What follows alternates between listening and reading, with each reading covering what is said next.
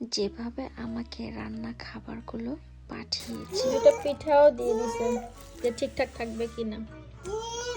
আর এই যে সব ডায়াপারে সবগুলো একদম ঠিকঠাক আছে।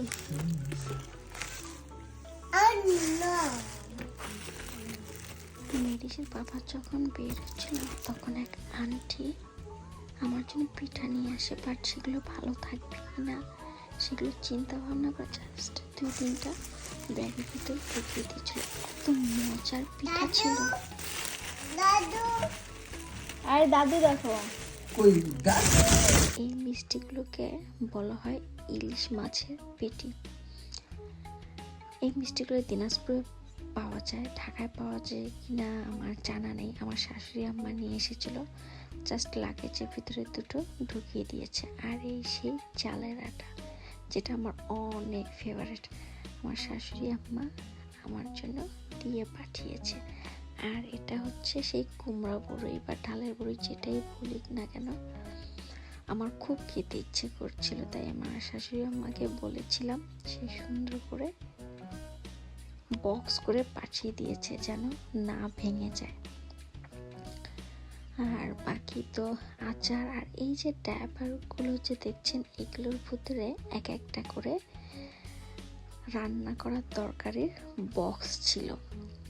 তো কি সুন্দর করে প্যাকেজিংটা করেছে, এটার ফুল ক্রেডিট বা ফুল বুদ্ধি ছিল আমার ননদিনীর।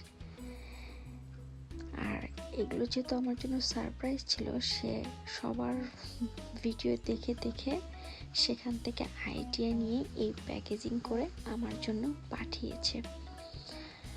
ফার্স্ট পলি দিয়েছে, তারপরে কস্টেপ দিয়েছে, তারপর আবার ডায়াপার পরিয়েছে।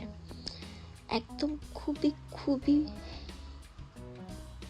ভালো ছিল।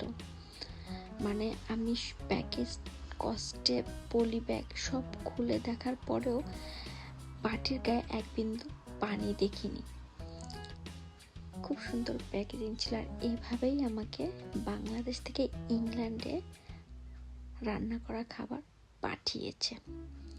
থ্যাংক ইউ সবাইকে আমাকে এত মজার মজার রান্না পাঠানোর জন্য। আমি স্টিল রান্না বান্না করছি না, বাংলাদেশের খাবার দাবারই খাচ্ছি। Thank you for watching.